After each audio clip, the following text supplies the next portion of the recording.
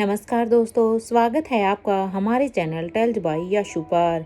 यहाँ पर आपको मिलेंगी रोचक और सस्पेंसफुल कहानियाँ। अगर आपको यहाँ पर हमारी कहानियाँ पसंद आती हैं तो कृपया करके आप हमारी वीडियोस को लाइक करें, इसको अपने दोस्तों को साथ शेयर करें और साथ के साथ अपना कमेंट करना ना भूलें। अगर आप इस चैनल पर नए हैं तो कृपया करके इसे सब्सक्राइब भी करें। आपका ज़्यादा समय न लेते हुए चलो आज की कहानी को शुरू करते हैं।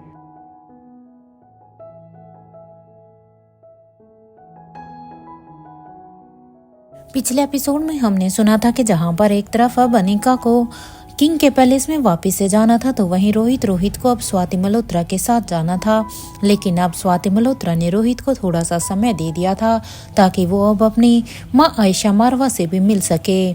और इधर अनिका भी उस किंग के स्टैचू के साथ आ जाती है। किंग की स्टैचू अनिका को कहती है कि पहले आप अपने पैलेस में जाइए और वहां पर उसे पेशेंट का ट्रीटमेंट कीजिए, उसके बाद हम सीधा ही किंग के पैलेस में चलेंगे। इधर रोहित के पैलेस में अब तक अनिका और किंग की वो स्टैचू दोनों ही अब वहां पर आ गए थे। अनिका अब अपनी गाड़ी से बाहर निकलकर जल्दी ही लैब की तरफ जाने लगती है क्योंकि अनिका को अब जल्द से जल्द अपना काम खत्म करना था। कुछ ही देर के बाद जब अनिका लैब में पहुंचती है तो लैब में पहुंचकर अनिका देखती है कि एनी राजीव गुलेरिया को कोई इंजेक्शन लगा रही थी। वहां लैब में जाने के बाद अनिका अब एनी से पूछती है, क्या हुआ है एनी, सब ठीक तो है ना। अब अनिका की इस बात पर एनी कहती है, मैडम पेशेंट को होश आया था और वो पैनिक कर रहे थे क्योंकि जैसे ही उन्हें होश आया तो वो पैनिक साउंड में वो बस अंजलि ही बोल रहे थे। उन्हें अंजलि मामी से ही मिलना है। वो उनसे उनकी प्रेगनेंसी से जुड़े कुछ सवाल पूछना चाहते थे और इसीलिए वो बहुत ज़्यादा ही पैनिक कर रहे थे। वो किशन मल्होत्रा के बच्चों की माँ कैसे बनी ये सब उससे जानना चाहते थे क्योंकि जैसे ही वो होश में आई तो उनके मुंह में बस यही सवाल थे। अब जब अनिका ने एनी की इन सब बातों को सुना तो अनिका को एक शौक सा लगा। अनिका अब सोचती है कि आखिर मिस्टर राजीव गुलेरिया ऐसा कुछ कैसे सोच सकते हैं। हो ना हो जरूर कोई तो बात है जिसकी वजह से होश में आने के बाद राजीव गुलेरिया ऐसे पैनिक कर रहे थे क्योंकि इस बात को तो कितने साल हो चुके हैं। जरूर रिसेंटली उन्होंने कुछ ऐसा सहा या देखा होगा या किसी से सुना होगा जिसकी वजह से ही यही सवाल अभी उसके माइंड में थे। अनिका अब राजीव गुलेरिया को अब अपनी तरफ से अच्छी तरह से एग्जामिन करने लगती है। वो अच्छी तरह से चेक करती है कि वो पूरी तरह से ठीक है या नहीं। उसको जो इंजरी हुई थी वो इंटरनली कितना हील हो रहा है और कितना नहीं। कुछ देर के बाद अब वो राजीव गुलेरिया को अच्छी तरह से एग्जामिन करने के बाद अब वो एनी से कहती है कि अब हम इन्हें पैलेस के अंदर लेकर जा सकते हैं क्योंकि अब ये वहाँ पर शिफ्ट हो सकते हैं। इस बात पर अब एनी कहती है, मैडम हम इन्हें किस रूम में शिफ्ट करेंगे, क्या आपने पहले से कुछ अरेंज किया है क्या। एनी की इस बात पर अब अनिका कहती है, एक काम करो इन्हें सेकंड फ्लोर के किसी रूम में शिफ्ट कर देते हैं क्योंकि फर्स्ट फ्लोर में इन्हें शिफ्ट करना मुझे सही नहीं लग रहा है।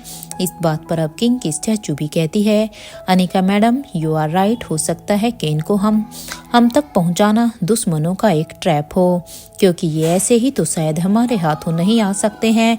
शायद दुश्मन इन्हीं के बहाने हम तक पहुंचना चाहता हो या फिर ये सुधर गए होने को तो कुछ भी हो सकता है या फिर ये ऐसा सब कुछ नाटक कर रहे हों। वो जानबूझकर होश में आने के बाद ऐसी बातें बोल रहे हों जिससे हम सबको इनके ऊपर सिंपैथी आए। लेकिन हाँ, इतना तो तय है कि ये दुश्मनों के साथ मिले हुए थे। इन पर अभी हम भरोसा नहीं कर सकते। इन पर इतनी जल्दी भरोसा किया भी नहीं जा सकता है और पूरी तरह से तो बिल्कुल भी नहीं। अब किंग की स्टैचू की बात को सुनकर अब एनी कहती है, मैडम ये तो बिल्कुल सही कह रही है। हमारे अंदर इमोशंस नहीं है क्योंकि हम तो रोबोटिक हैं।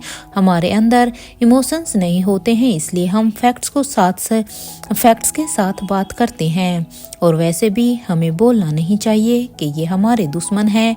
एनी और स्टैचू की बात को सुनकर अब अनिका भी एक गहरी सोच में चली जाती है।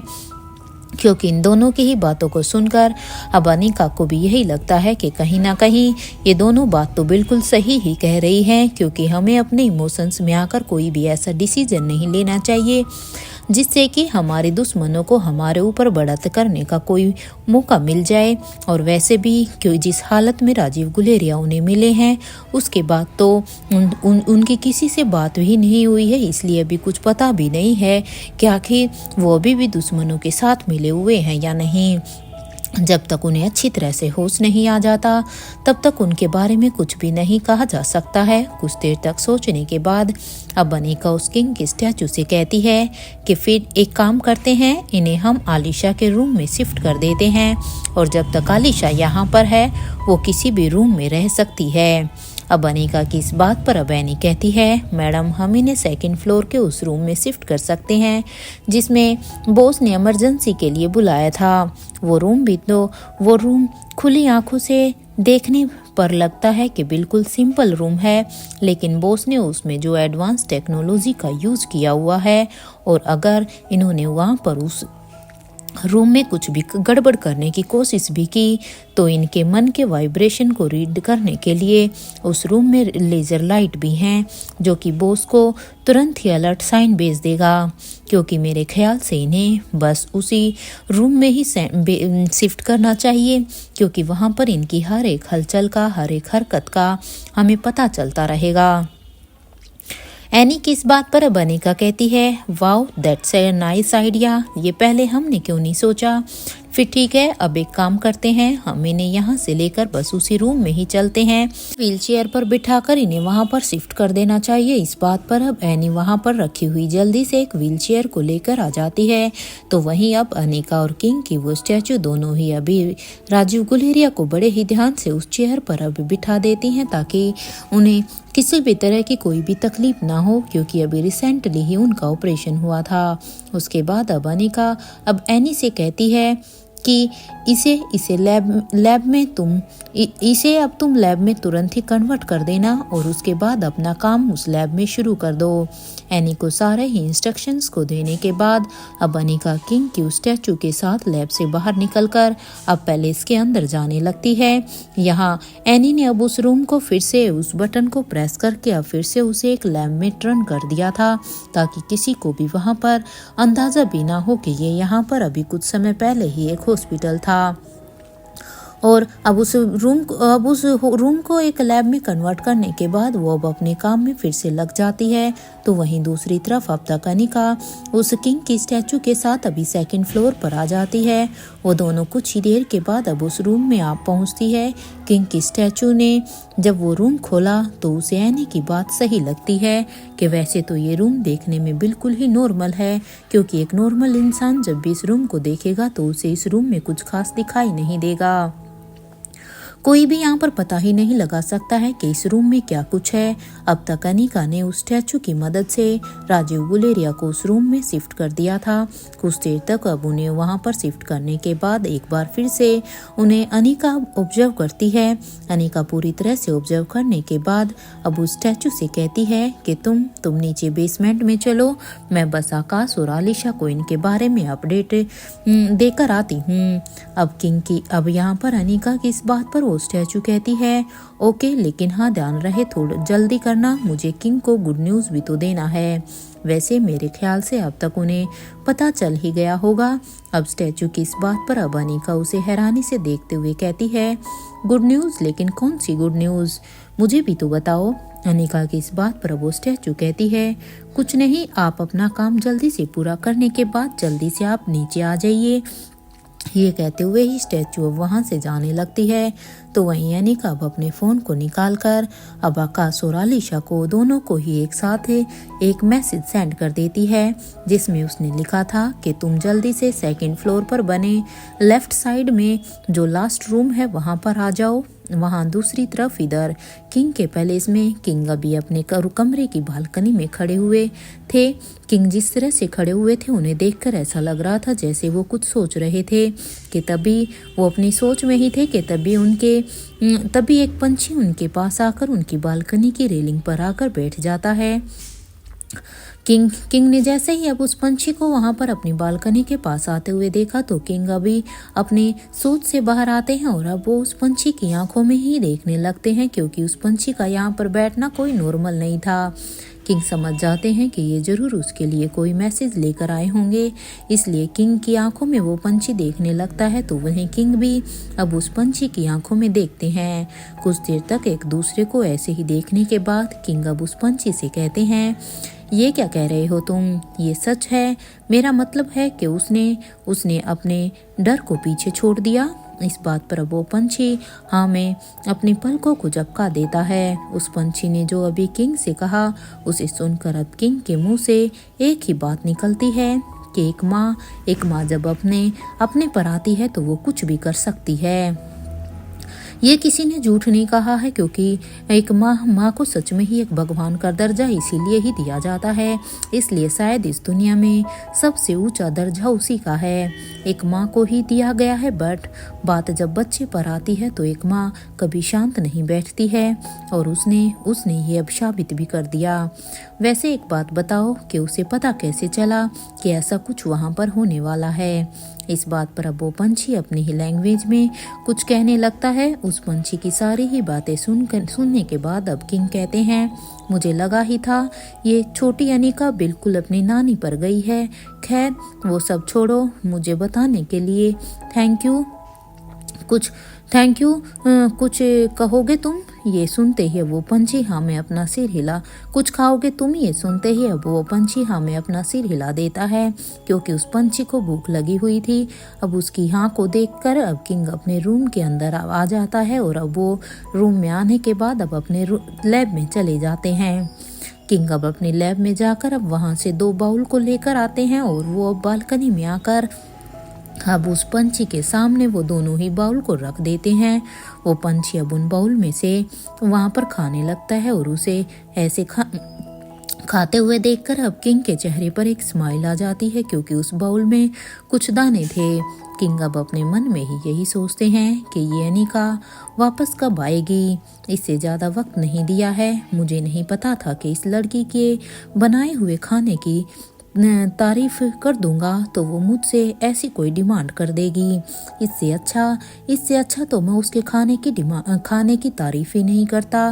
पिछले 2 दिन से उसकी प्रैक्टिस छूट रही है, क्योंकि उसे जल्द से जल्द अपनी प्रैक्टिस को पूरी करना चाहिए, लेकिन 2 दिन से वो अभी अपनी प्रैक्टिस से कोसों दूर है।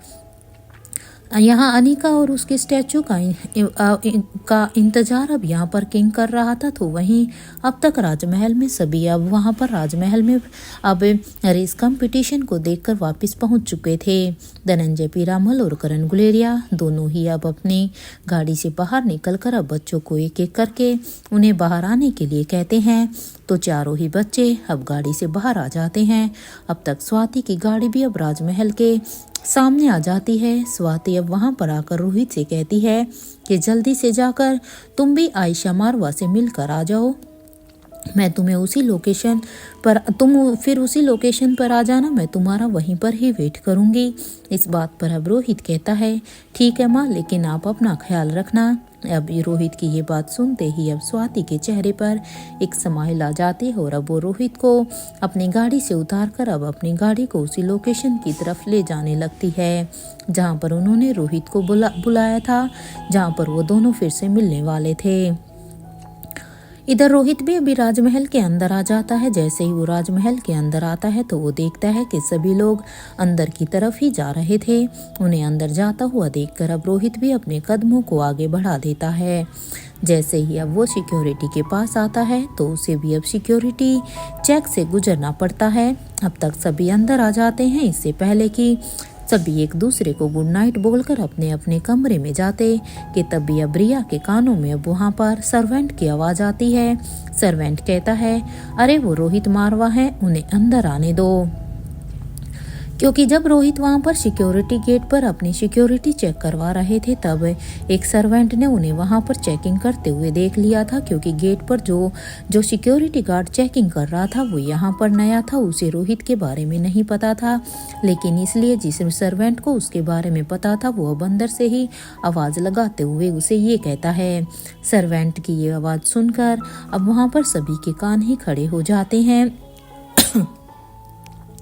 इधर अपने डैड का नाम सुनकर अब रिया की आंखें एकदम से ही चमक जाती है। वो अब धनंजय पीरामल से कहती है, दादू डैड आने वाले हैं। ये सुनते ही अब धनंजय पीरामल कहते हैं, हेड सर्वेंट की बातें हम सभी ने ही तो सुनी है। यहाँ पर अब ये सभी बातें कर ही रहे थे कि तभी दरवाजे से अब रोहित मारवा अंदर आ जाते हैं। रिया अब दौड़कर अपने डैड के पास आ जाती है और अब वो अपने डैड के पास आकर उन्हें हक करते हुए कहती है, डैड आप मुझसे मिलने आए हो ना? देखो ना दादू ने और नानू ने हमें क्या दिलवाया है। हमने दादी माँ के लिए पानी पूरी भी लिया है, उन्हें पसंद आएगा ना? रिया की ये बातें सुनकर अब रोहित अपने पापा को ही देखने लगता है। इधर धनंजय पीरामल ने जब देखा कि रोहित अब बस उन्हें ही देख रहा है तो वो अब उससे अपनी नजरों को चुराने लगते हैं। क्योंकि भले ही यहाँ पर धनंजय आयशा मारवा से कितने भी नाराज ना हो क्यों ना हो, लेकिन आज भी उन्हें उनकी पसंद नापसंद के बारे में अच्छे से पता था और उनका वो कहीं ना कहीं उनका ध्यान भी रख रहे थे। रोहित की नज़र जब सभी बच्चों पर जाती है तो वो देखता है कि सभी बच्चों के हाथों में कुछ ना कुछ पार्सल थे। उन पार्सल्स को रोहित बड़े ही ध्यान से देखता है। वो बच्चों से कहता है, आप सभी इसे डाइनिंग टेबल पर रख दीजिए। मैं हेड सर्वेंट से कहता हूँ कि वो बाकी सबको यहाँ पर लेकर आ जाए। ये सुनते ही अब सभी बच्चे कहते हैं ओके और फिर बच्चे डाइनिंग टेबल पर चले जाते हैं। तो यहाँ रोहित अब हेड सर्वेंट से कहता है, आप जाकर सभी को लेकर आ जाइए। ये सुनते ही अब हेड सर्वेंट ने कहा, श्योर सर। और इसके बाद वो सभी को बुलाने के लिए हेड सर्वेंट वहाँ से चला जाता है। रोहित ने इधर सावित्री को देखकर आंखों ही आंखों में अब कुछ इशारा किया तो सावित्री ने भी हाँ में अपना सिर हिला दिया, क्योंकि वो रोहित की बातों को समझ चुकी थी और वो भी अब वहां से अपने रूम की तरफ जाने लगती है। तो वहीं चिराग और अब्दुल को भी अब तक पता चल गया था कि उनके बॉस रोहित मारवा वहां पर आए हुए हैं। जैसे ही उन्हें पता चला तो वो दोनों भी दौड़कर अब अपने रूम से बाहर निकलकर रोहित से मिलने के लिए आ जाते हैं। उन्हें देखते हुए ही अब रिया कहती है, अरे चिराग अंकल, अब्दुल चाचा, जल्दी आइए, देखिए हम आप लोगों के लिए क्या क्या लेकर आए हैं। रिया की बातों को सुनकर अब अब्दुल कहता है, रिया बेबी आप बाहर गई थी और आपने हमें बताया भी नहीं, आप बिना हमें बताए बाहर कैसे चली गई। अब अब्दुल की इस बात को सुनकर इससे पहले कि रिया कोई भी जवाब देती इस बात पर अब रोहित कहता है, it's okay Abdul, Savitri aunty इनके साथ ही थी। रोहित का इतना ही कहना था कि चिराग और अब्दुल दोनों ही अब रोहित की बात को समझ गए थे।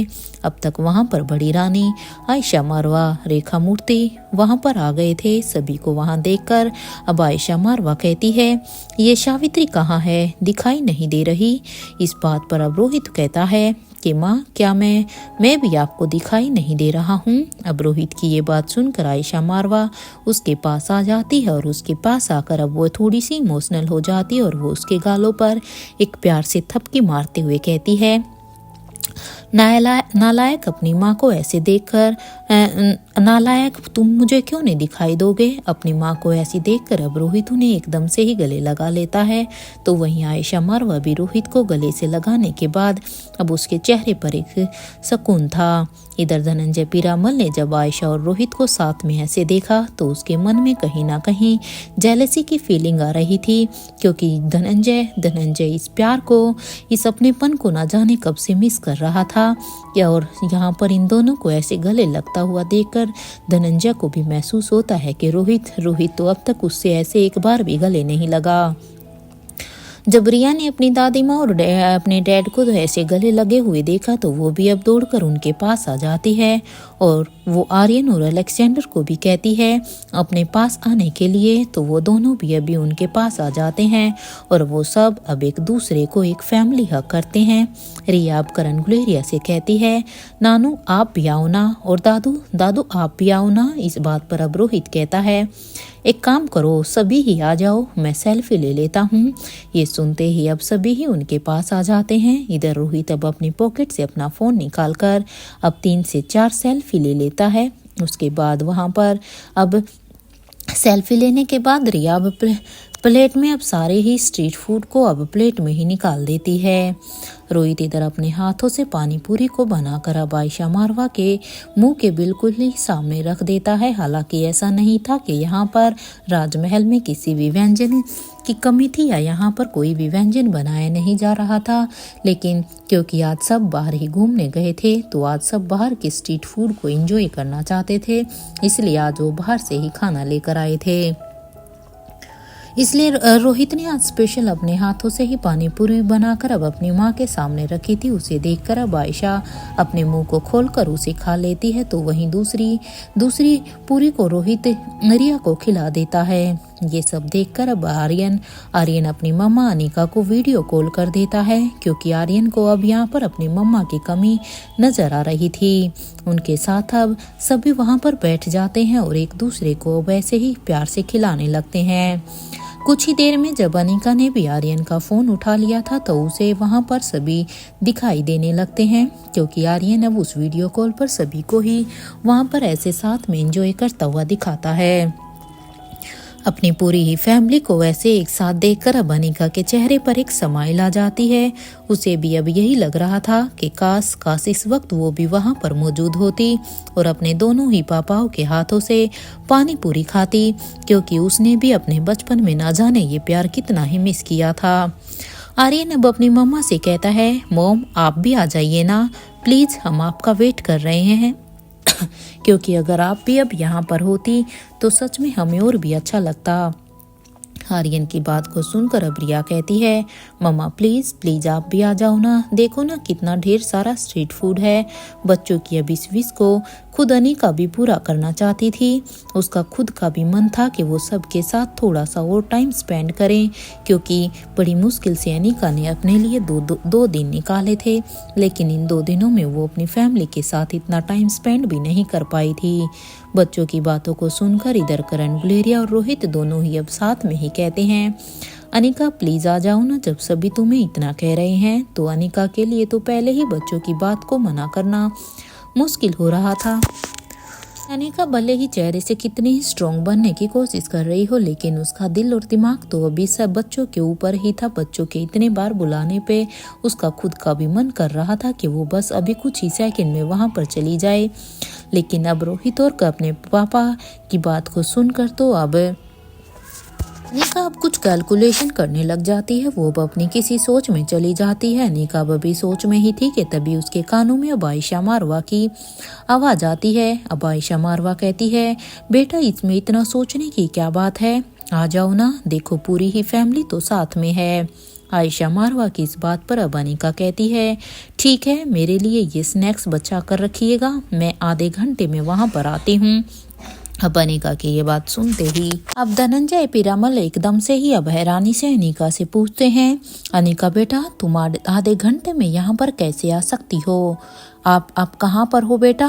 क्या राजमहल के इधर आसपास ही हो क्या, जो तुम आधे घंटे में इतनी जल्दी यहाँ पर पहुँच जाओगी? धनंजय पीरामल की इस बात पर अब इससे पहले कि अनिका कोई भी जवाब देती कि तभी अब रोहित बीच में ही बोल पड़ता है और रोहित कहता है, हाँ पापा वो पास में ही है और अनिका के लिए ये कोई मुश्किल नहीं है, वो उसने आधा घंटा बोला है तो वो आधे घंटे में या उससे पहले ही आ जाएगी। इस बात पर अब रोहित अब धनंजय को ये कहने के साथ साथ अब वो अनिका की तरफ वीडियो कॉल पर देखता और अब उसे एक आंख मारते हुए कहता है, क्यों अनिका आ जाओगी ना तुम आधे घंटे में, या फिर अगर तुम आधे घंटे में नहीं आ पा रही हो तो फिर तुम्हारे लिए क्या मैं कार्तिक से बात करूं ताकि वो तुम्हें जल्द से जल्द यहाँ पर ले आए। रोहित की इस बात को सुनकर अब अनिका समझ गई थी कि मिस्टर मारवा अब उसे चिढ़ा रहे हैं। अनिका अब रोहित की बातों को अच्छे से समझते हुए अब रोहित से कहती है, जरूरत नहीं है मिस्टर मारवा आपको मेरे लिए इतना कुछ करने की, मैं आ जाऊंगी। ये कहते हुए ही अब अनिका जल्द से जल्द अपने फ़ोन को डिस्कनेक्ट कर देती है, इससे पहले कि धनंजय उससे कोई और भी सवाल पूछते, क्योंकि अनिका अभी किसी भी सवाल का कोई भी जवाब नहीं दे सकती थी। यहाँ इधर आयशा मारवा अब रेखा मौसी से कहती है कि तुम्हें पता है सावित्री कहाँ है। इस बात पर अब रेखा मौसी कहती है कि मुझे दिखाई ही नहीं दी है। इस बात पर अब आयशा मारवा फिर से कहती है, हाँ पर देखो आहट तो आ ही सकती है ना अपनी माँ की। ये बात सुनकर अब रोहित कभी अपनी माँ को देखता है तो कभी रेखा मूर्ति को। उन्हें देखकर ऐसा लग रहा था कि वो दोनों आंखों में कुछ बातें कर रही हों। रोहित अब समझने की कोशिश कर रहा था, लेकिन वो समझ नहीं पा रहा था। यहाँ पर अब सभी एक दूसरे से ही बातें करने लगते हैं। तो अब रिया कहती है, हम बोन फायर नाइट एंजॉय करें, डैड मोम भी यहाँ पर आ रही है। ये कहते हुए ही अब रिया अपने डैड को एक आंख मारती है। अब रोहित अपने सिर को खुजाते हुए अब हेड सर्वेंट से कहता है कि बाहर गार्डन में बोनफायर की तैयारी करो, क्योंकि रोहित को भी रिया का ये आइडिया बहुत ही पसंद आया। हालांकि रोहित जानता था कि रिया या अनिका के पास ज़्यादा टाइम नहीं है, लेकिन फिर भी आज उनके पास जितना भी टाइम था वो उसे अच्छे से एंजॉय करना चाहते थे, क्योंकि पता नहीं उसके बाद अब वो फिर एक दूसरे से कब मिलेंगे। अब इधर रोहित की ये बात सुनते ही अब हेड सर्वेंट भी कहता है, ओके सर हो जाएगा। ये कहते हुए ही हेड सर्वेंट अब अपने स्टाफ के साथ वहां से बाहर चला जाता है। तो यहाँ पर रिया अब लतिका से कहती है, चलो लतिका हम सॉन्ग सेलेक्ट करते हैं कि हमें उसमें बाहर कौन कौन से सॉन्ग को बजाना है, तुम्हें गाना भी तो है ना। इस बात पर अब लतिका कहती है, अच्छा आइडिया है, बच्चों को ऐसे एंजॉय करता हुआ देखकर, पूरी ही प्रिपरेशन को करता हुआ देखकर। अब बड़ी रानी कहती है, जरा देखो इन बच्चों को, जब आए थे तो कैसे थके हुए लग रहे थे। इन्हें देखकर ऐसा लग रहा था जैसे बस सभी अपने अपने कमरे में जाएंगे और बिना फ्रेश हुए ही ऐसे ही बेड पर लेटकर सो जाएंगे। लेकिन अब इन्हें देखकर ऐसा लग रहा है कि बस अब तो इनका थकान जैसे गायब सी हो गई है। बड़ी रानी की इस बात को सारे ही बच्चे सुनकर अब इधर उधर देखने लगते हैं बच्चे, क्योंकि बच्चे अब एक दूसरे का रिएक्शन चेक कर रहे थे। अब तक सावित्री भी वहां पर आ जाती है। सावित्री को वहां पर देखकर अब आयशा मारवा कहती है, सावित्री कहाँ थी तुम, शाम से ही गायब हो, मुझसे मिली भी नहीं हो। अब आयशा की इस बात पर अब सावित्री कहती है, मैडम वो मैं तो उन गेस्ट को देखने के लिए गई थी ना, जो कि रेखा मैडम के हैं। इस बात पर अब रेखा मौसी कहती है कि ओजस कंफर्टेबल है, वैसे यहाँ पर उसे किसी भी बात की चिंता नहीं हो सकती है। इस बात पर अब सावित्री कहती है, वो सब अपने काम में बिजी हैं, अब बस उस कंपनी में रानी साहिबा रिक्रूटमेंट प्रोसेस को शुरू कर दे। सावित्री की ये बात सुनकर अब रेखा मौसी कहती है कि ठीक है, फिर ओजस का पूरा प्लान तैयार है ना। इस बात पर अब सावित्री कहती है, हाँ मैडम, वो बड़ी रानी नहीं है तो वो रानी साहिबा यहाँ पर नहीं है तो उनके साथ मीटिंग बड़ी रानी ने की है। सावित्री की ये बात सुनकर अब धनंजय पीरामल के चेहरे पर एक स्माइल आ जाती है। सावित्री ने पहले की तरह अपना काम फिर से संभाला हुआ था, क्योंकि सावित्री को फिर से अपनी उसी लगन से काम करता हुआ देखकर धनंजय को बहुत ही अच्छा लग रहा था। जहाँ पर ये सब एक दूसरे से बातें करते हुए ही अब वहाँ पर अनिका के आने का ही इंतजार कर रहे थे। तो वहीं दूसरी तरफ रोहित के पैलेस में अनिका ने आकाश और आलिशा को राजीव के बारे में बता दिया था, क्योंकि जब अनिका ने उन दोनों को यहाँ पर ऊपर इस कमरे में बुलाया था तो वो दोनों तुरंत ही अनिका का वो मैसेज मिलते ही उस कमरे में आ गए थे। जैसे ही वो दोनों उस कमरे में आए थे तब आकाश और आलिशा को राजीव गुलेरिया सामने बेड पर लेटे हुए दिखाई देते हैं। अब अनिका ने जैसे उन्हें सब कुछ बताया तब आलिशा तो राजीव के पास ही बैठी हुई थी, तो आकाश अभी अनिका के पास खड़ा होकर उसकी सारी ही बातों को सुन रहा था। उसके साथ अब मयूर भी वहीं पर खड़ा था। राजीव चाचा को ऐसे इस हालत में देखकर तो उसे हैरानी हो रही थी कि आखिर ये इनके साथ क्या हुआ और आखिर ये किसने किया। उसकी आंखों से बस आंसू ही निकलते जा रहे थे। जिस राजीव चाचा को उसने एक स्टिक चाचा के रूप में देखा था, आज वो ऐसे बेबस से लाचार होकर लेटे हुए थे। अब मयूर उसकी ऐसी हालत को देखकर अब अनिका से कहता है, अनिका कितना वक्त लगेगा इन्हें पूरी तरह से ठीक होने में। मयूर की इस बात पर अब अनिका कहती है कि ये अभी ठीक है, लेकिन हाँ हमें ध्यान देना होगा कि उन्हें कोई स्ट्रेस ना हो, क्योंकि इनके सिर की सर्जरी हुई है, तो इसलिए अभी हम इन्हें किसी भी तरह की कोई भी स्ट्रेस नहीं दे सकते हैं। मोर मुझे नहीं पता है, लेकिन इन्हें दिमाग में बहुत सारी ही बातें हैं जिसकी वजह से ये शायद स्ट्रेस ले रहे हैं और इसीलिए ही ये पैनिक भी अटैक कर रहे हैं। इसलिए ये पैनिक भी कर रहे हैं। अभी तो ये सो रहे हैं, क्योंकि जैसे इन्हें होश में आया था तो ये पैनिक कर रहे थे, इसलिए इन्हें इंजेक्शन दिया गया था, जिसकी वजह से ही ये अभी सो रहे हैं। लेकिन जब इन्हें फिर से होश आएगा तो प्लीज़ ध्यान रखना कि ये फिर से पैनिक ना करें, क्योंकि इनके दिमाग में बहुत सारी ऐसी बातें घूम रही हैं कि वो जिनके बारे में ही वो जानना चाहते हैं। अब अनिका की ये बात सुनते ही आकाश अब अनिका के हाथों को पकड़ कर कहता है, तुम साथ रहोगी ना इस बात पर? अब अनिका कहती है, हाँ मैं तुम्हारे साथ ही हूँ, तुम सब यहीं रुको, इनके साथ थोड़ा सा टाइम स्पेंड करो। अब अनिका ये सब कहते हुए अब अनिका सभी को ही बाय बोलकर अब वहाँ से चली जाती है।